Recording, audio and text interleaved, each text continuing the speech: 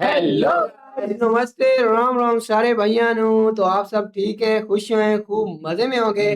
भाई आज की जो मैं वीडियो लेकर आया हूं, सबसे पहले तो मैं ये बता दूं कि एक तो पता नहीं मुझे इस टॉपिक पे वीडियो लानी चाहिए थी या नहीं लानी क्या चाहिए हो थी, गया? क्योंकि ऐसा क्या है? टॉपिक क्योंकि टॉपिक ऐसा है ना, आपको पता है इसके बारे में ना, मुझे मुझे खुद को भी इसके बारे में नहीं पता। ये टॉपिक मतलब कि यार तू क्या रिवील तो ऐसा कर क्या पहले। है? टॉपिक है उनके धार्मिक के रिलेटेड। अच्छा, टॉपिक धर्म होने से जा रहा है रिलेटेड लेके आए हो। कि हाँ, जो भगवान है हाँ। वो तो है पूरी दुनिया में, ओवरऑल दुनिया में, अच्छा, सही तो हो गया। सबसे ज्यादा इंडिया में ही क्यों है?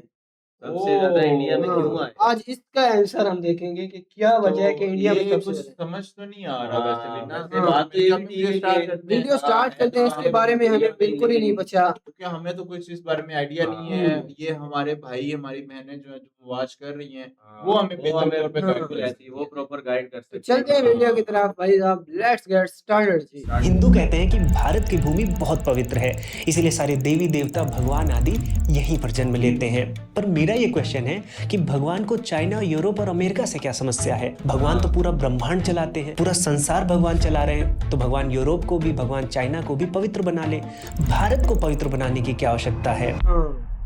असल में ज्यादातर हिंदुओं को इसका जवाब नहीं पता है। सैकड़ों वीडियोस हैं यूट्यूब पर, लेकिन आपको केवल सुपरस्टिशन, चमत्कार और स्यूडो साइंस के अलावा कुछ नहीं मिलेगा। लोग दावा करेंगे कि सतयुग से ही पूरी पृथ्वी भारत थी, तो भारत में ही जन्म होगा।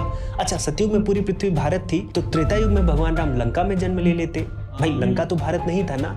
और अभी कलयुग में जब कल्कि अवतार होने वाला है तो उनके जन्म का भी दावा भारत में ही किया जाता है। ये कोई हॉलीवुड मूवी है क्या कि विश्व में कभी भी कोई भी एलियन अटैक होगा तो वो अमेरिका में ही होगा और उसको बचाने भी अमेरिका के ही सुपर हीरोज आएंगे? तो साथियों, ये जो क्वेश्चन है कि सारे भगवान भारत में ही क्यों पैदा हुए, ये देखने में बहुत कठिन लगता है। लेकिन आज की हाइपर क्वेस्ट की वीडियो में चमत्कार, सुपरस्टिशन, इन सब फालतू बातों से दूर मैं आर्कियोलॉजिकल प्रमाणों के साथ और हमारे प्राचीन ग्रंथों के साक्ष्यों के आधार पर मैं आपको बताऊंगा कि भगवान भारत में ही क्यों पैदा होते हैं। तो साथियों, आप सभी हाइपर क्वेस्ट को सब्सक्राइब कर लें और बेल आइकन को दबाकर नोटिफिकेशंस भी ऑन कर लें, जिससे सनातन धर्म की सबसे लॉजिकल वीडियोस, सबसे अच्छी वीडियोस आपको सबसे पहले मिले। तो साथियों, बिना किसी विलंब के आज की वीडियो को प्रारंभ करते हैं।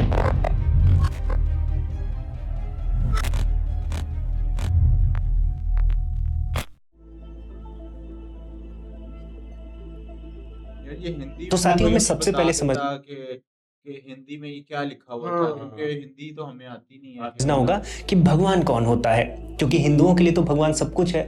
वो पत्थर को भी भगवान कहते हैं, पेड़ को भी कहते हैं, वायु को भी कहते हैं। लेकिन यहाँ पर आपको ये समझना चाहिए कि भगवान तुल्य बहुत ढेर सारी चीजें हैं, लेकिन उनके आगे देव लगाया जाता है। जैसे भगवान तुल्य इंद्र हैं, लेकिन वो इंद्र देव हैं।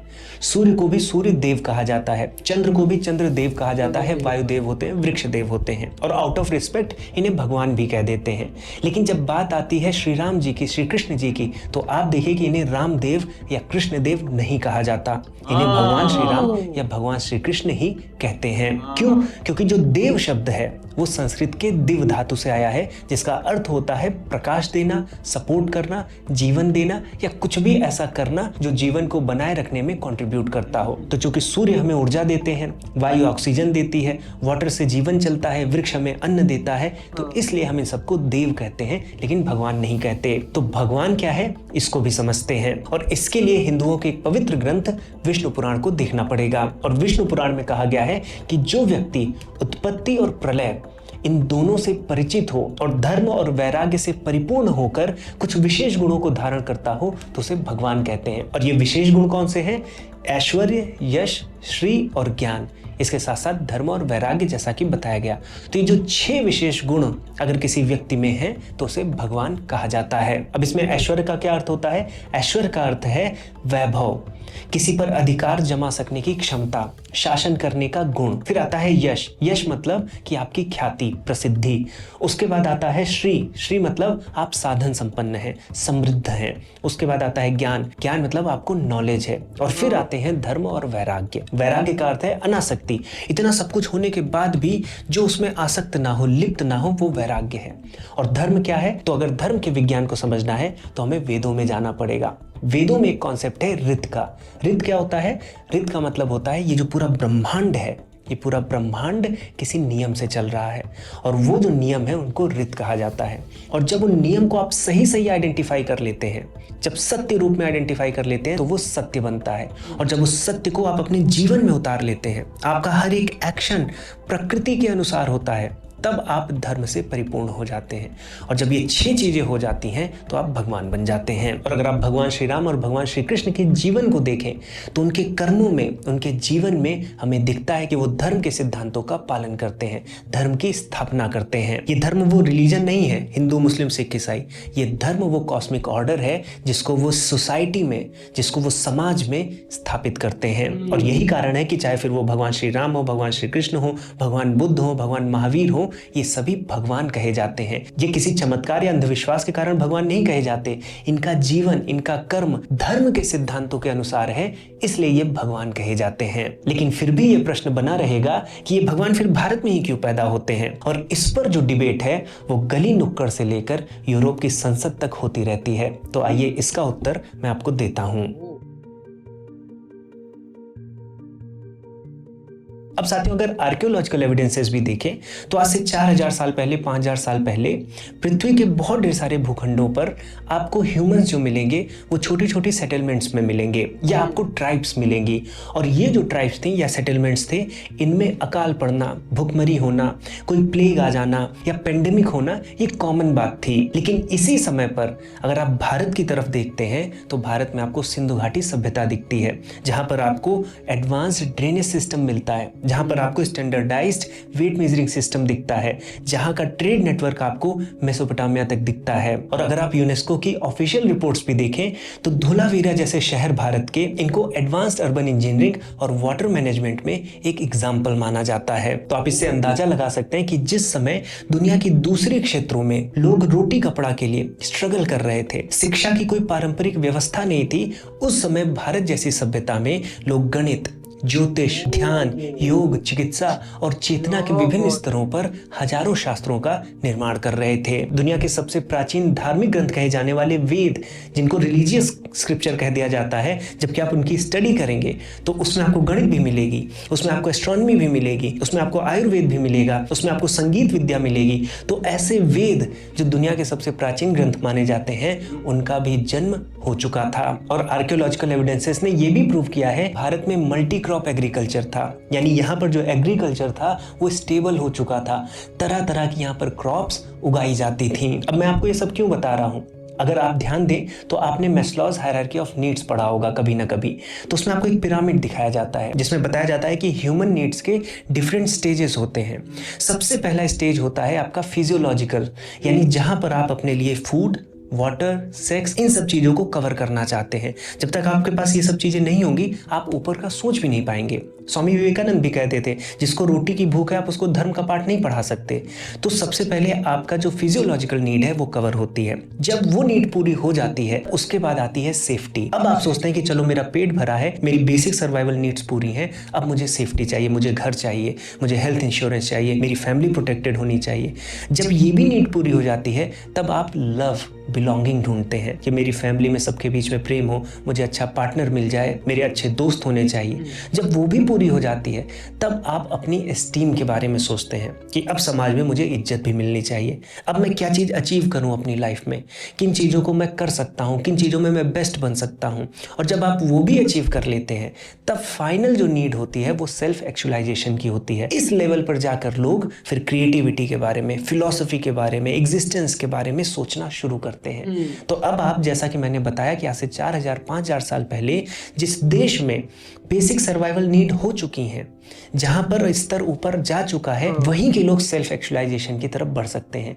वहां के लोग नहीं बढ़ सकते जहां पर अभी basic survival mode he on है, जहां पर बेसिक सर्वाइवल नीड्स ही खतरे में है। इसलिए भारत में वो व्यवस्था थी, वो माहौल था जहां पर लोग सेल्फ एक्चुअलाइजेशन की तरफ बढ़ सकें। और तभी भारत में बड़े बड़े दार्शनिक ऋषि पैदा हुए, चाहे वेदव्यास जी हों, चाहे वशिष्ठ हों, चाहे भारद्वाज हो। और इसी कारण से दुनिया के दूसरे कोनों से, चाहे यूरोप हो, चीन हो, लोग आते थे यहाँ पर विद्या अर्जित करने के लिए, क्योंकि यहाँ पर न केवल दार्शनिक बल्कि वैज्ञानिक और सांसारिक इन सभी क्षेत्रों में ऐसा कोई क्षेत्र नहीं है, आप उस समय के हिसाब से कोई विषय भी पकड़ लो, उसकी प्रथम ट्रीटी, उसका बेस्ट वर्क आपको इंडियन मिलेगा। चाहे कामशास्त्र हो, आयुर्वेद हो, गणित हो, एस्ट्रोनॉमी हो, जितनी भी विधाएं हैं सब में हजारों शास्त्रों की रचना आपको भारत में मिलती है। तो जहां पर ज्ञान होगा वहीं पर उस ज्ञान का पालन करने वाला प्राणी भी मिलेगा।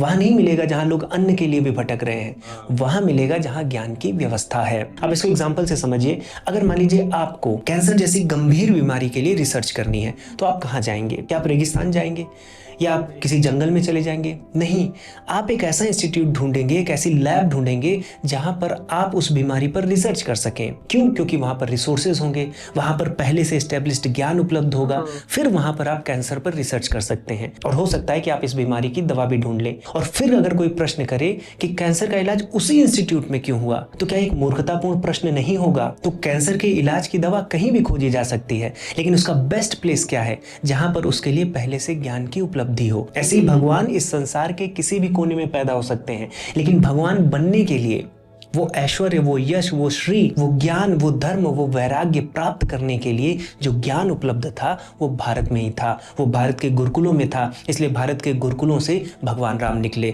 भारत के गुरुकुलों से भगवान कृष्ण निकले। और फिर चाहे भगवान बुद्ध क्यों ना हो, उन्होंने भी पूरा ज्ञान लिया है। भगवान महावीर को शास्त्रों का ज्ञान था। तो ज्ञान जब उपलब्ध होता है तो उस ज्ञान की पराकाष्ठा पर प्राणी पहुंचता है। आज यूएसए में टेक्नोलॉजी का ज्ञान है तो यूएसए से सबसे ज्यादा बिलियनियर्स निकलते हैं, एंटरप्रेन्योर्स निकलते हैं, टेक्नोलॉजिस्ट निकलते हैं, इनोवेटर्स निकलते हैं। क्यों? क्योंकि यूएसए के पास आज वो साइंटिफिक नॉलेज है। लेकिन जब आध्यात्मिक नॉलेज की बात आती है, दर्शन की बात आती है, ईश्वर तत्व को समझने की बात आती है, तो उसमें भारत पराकाष्ठा को छूता है। इसीलिए भारत में ऐसे योगी, ऋषि, भगवान जन्म लेते हैं। और इसी कारण से भारत भूमि समय समय पर मनुष्यों के साथ देवताओं को भी जन्म देती है। हम आदि शंकराचार्य जी को भगवान आदि शंकराचार्य कहते हैं। क्यों? क्योंकि उन्होंने धर्म पर चलकर दिखाया है। और यही परिभाषा है विष्णु पुराण में भगवान की। तो साथियों, जैसा कि मैंने वीडियो के प्रारंभ में ही कहा था कि आपको चमत्कार, सुपरस्टिशन इन सब चीजों में नहीं पड़ना है। हर एक चीज के पीछे आप अगर लॉजिकल दृष्टि रखेंगे तो आप उसका उत्तर पा सकते हैं। और जब आप उत्तर पाते हैं तो आपको अपने देश और धर्म पर और भी गौरव होता है। और न केवल गौरव होता है बल्कि वैसा बनने के लिए आपको प्रेरणा मिलती है कि अब हम भारत को आज 21वीं सेंचुरी में भी उसी स्तर पर पहुंचा पाए। और ऐसे प्रश्न केवल कठिन दिखते हैं क्योंकि हमें हमारे धर्म की बेसिक अंडरस्टैंडिंग ही नहीं है। हमें अंडरस्टैंडिंग मिलती है हमारे मम्मी पापा से या पास के कोई पंडित जी हैं वो बताते हैं, और उनसे जब हमें सेटिस्फैक्टरी आंसर नहीं मिलता तो हमें लगता है कि धर्म तो अंधविश्वास की बातें हैं। लेकिन अगर हमारे फंडामेंटल्स क्लियर हों, हमें धर्म का सटीक ज्ञान हो, हमें हमारी परंपराओं के बारे में पता हो, तो कोई ऐसा प्रश्न नहीं है, कितना भी कठिन क्यों ना दिखे, जिसका आप उत्तर नहीं दे सकते। लेकिन हमारे साथ ये भी समस्या होती है कि हम कौन से ग्रंथ से पढ़ें, कहां से प्रारंभ करें जिससे हमारे पास ऐसी नॉलेज हो। तो इसी को सॉल्व करने के लिए मैं अपने शिक्षण प्लेटफॉर्म पर सनातन धर्म को फ्रॉम स्क्रैच, बिल्कुल बिगिनिंग से step by step fun way में बताता हूं, शास्त्रों के प्रमाण के साथ, जहां पर आपको यह समस्या नहीं होती कि यहां से पढूं या वहां से पढूं। और फिर आपको हमारे धर्म का सही सही ज्ञान हो जाता है। ज्ञान होने से दूसरे प्रश्न करते हैं, आक्षेप करते हैं, उसका तो आप उत्तर देते ही हैं, बल्कि अपने जीवन को भी सुंदर करते हैं। तो मैं आग्रह करूंगा कि आप हमारे सनातन धर्म के प्रोग्राम से अवश्य जुड़े। लिंक आपको नीचे डिस्क्रिप्शन बॉक्स में। ओके भाई साहब, ये थी हमारी आज की वीडियो भाई साहब।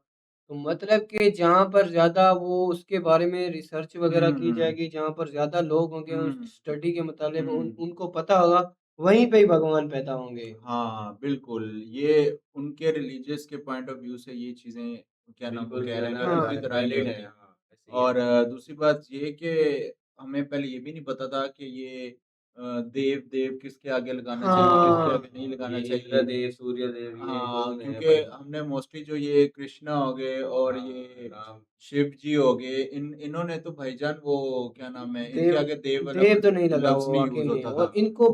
इनको भी भगवान कहते हैं, उनको भी भगवान ही कहते हैं। हाँ, लेकिन फ़र्क है ना दोनों फ़र्क में। है। हाँ, कि वो कहते हैं कि वो हैं कि जो ज़िंदगी वग़ैरह यानी कि जो हाँ, ज़िंदगी, हमारे मौत और जिनके पास प्रॉपर नॉलेज वो है। हाँ। देव वो हैं जो कि हमें ज़िंदगी में ना, जब हम लाइफ़ हमारी चल हुँ, रही हुँ। होती है, तब वो हमें कोई खाना मतलब कोई हम्म। परेशानियां आती है तो हम उनके पास जाते हैं। हम्म। जो बंदा फिर वो हो जाता है ना डेथ, हम्म। फिर वो कृष्णा वो उनकी वो हिफाजत के लिए कि वो ये हो गया after after after after death, death, वो यानी कि हाँ वो भगवान करते हैं हाँ, भाई हम। और जिस तरह मतलब कि हमारे वो प्रॉफिट हो गए यानी हाँ कि ऐसे ही इसी तरह कह लो कि ऐसे ही उनके हो गया ऐसे ही हो भाई गया। ये अब थोड़ा ना सेंसिटिव टॉपिक है, हाँ, तो इसमें इसके मुझे बारे बारे में में हम आपको ज्यादा कुछ डिस्कशन बोलते नहीं बोलते डिस्कशन जो है ना नहीं मुझे करेंगे। थोड़ा वो हो रहा है कि यार कुछ गलत अगर निकल तो गया। आपको ये सारी इस वीडियो की समझ लगी है कि आप चाहते हैं कि वाकई में ये जो बातें बताई गई सही हैं, तो आप लोगों ने हमें कमेंट में ज़रूर बताना है। और अगर आपको आप चाहते हैं कि हम इस तरह की वीडियो भी लाया करें जो कि आपके धार्मिक रिलेटेड हो, तो हम ज़रूर लाएंगे, आप कमेंट में ज़रूर बताएं। तो अगर आपने हमारे चैनल को अभी तक सब्सक्राइब नहीं किया तो हमारे चैनल को सब्सक्राइब कर सब्सक्राइब दें, कर दें। वीडियो को लाइक कर दें, शेयर कर दें। मिलते हैं फिर नेक्स्ट वीडियो में। Till then